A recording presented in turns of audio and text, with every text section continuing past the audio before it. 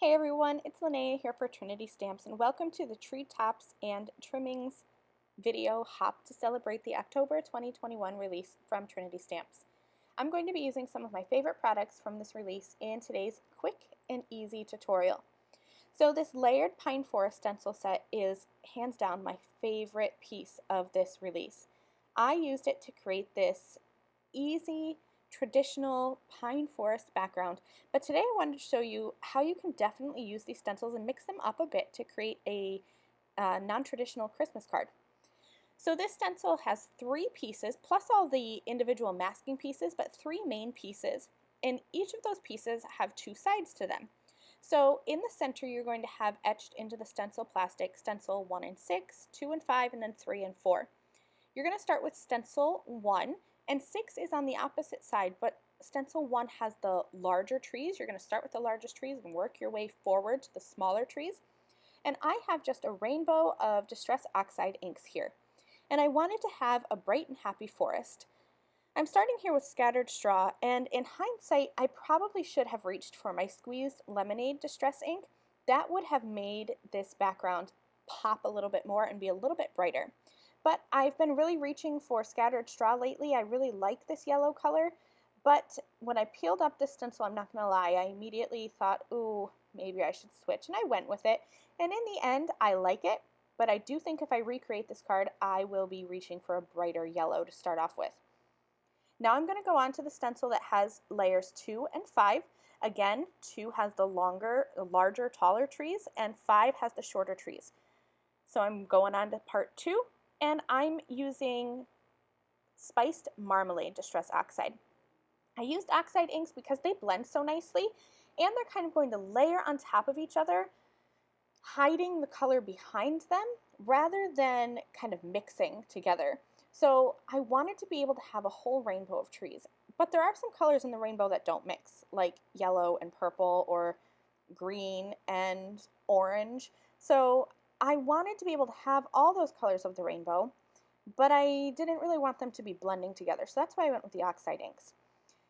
So now here is Stencil 3, and I'm going in with some picked raspberry and just kind of blending my way along. And here's where I kind of thought, ooh, this is looking kind of autumn, which I think is a really fun aspect to this stencil, that this can definitely be used for all kinds of backgrounds, because as I finish this up and I peel this back, it definitely looks like an autumn background.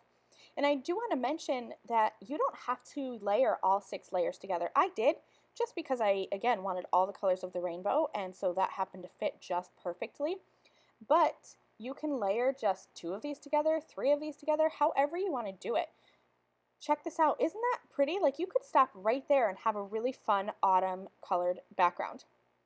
I went ahead with my green and I switched to Lucky Clover here. Even that looks kind of autumny, and so I kind of started to panic a little bit.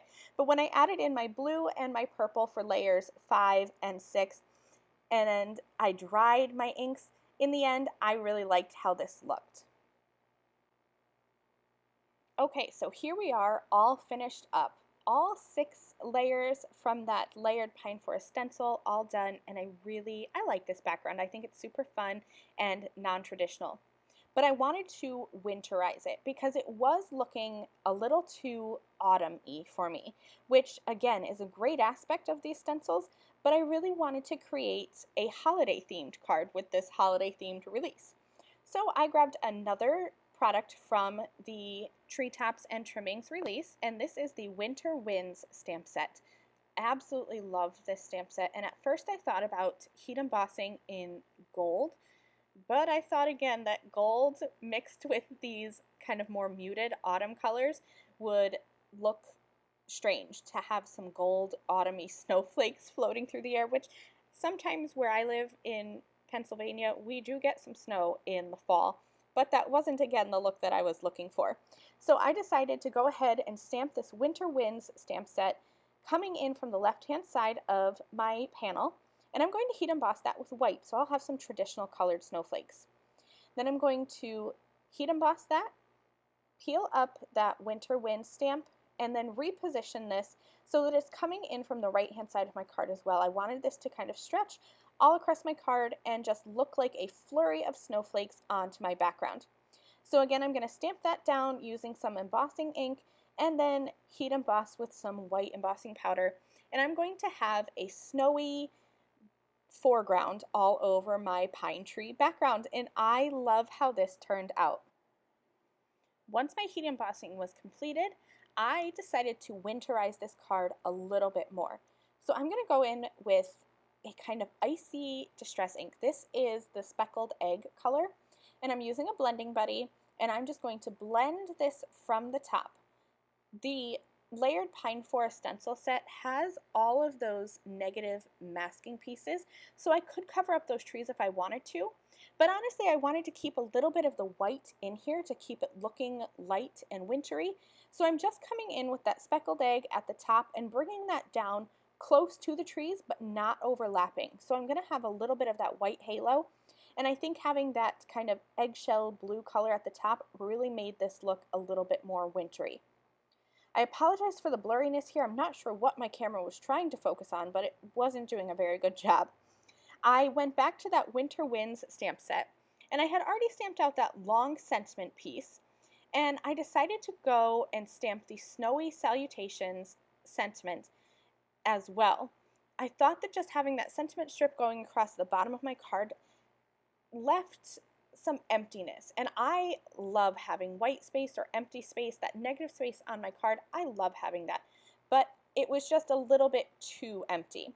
So I stamped out that Snowy Salutations, and I'm going to sandwich that on top and below the Sending Warm Winter Wishes Your Way. So I have my foam tape already stuck to the back of my sentiments here, and then I'm going to just grab a ruler and make sure that that is nice and center. I'm using my Trinity pickup stick, and I am going to be placing something new embellishments around my sentiment and kind of scattering out around my card, mixing in with those snow flurries in the background, just as a touch of something glamorous for my non-traditional winter card. That finishes up this card. I hope that you enjoyed this look at the Treetops and Trimmings release from Trinity Stamps. This video is part of a video hop, so you're going to want to visit the description below this video to find the next stop in the hop, and then you can also head over to Instagram where there is another inspiration hop to celebrate the October 2021 release from Trinity Stamps. Thank you guys so much for watching this video. I hope you enjoyed. Coming up on the screen here are a couple more videos from Trinity Stamps that I thought you might enjoy. Thanks for watching, and I'll see you soon. Bye!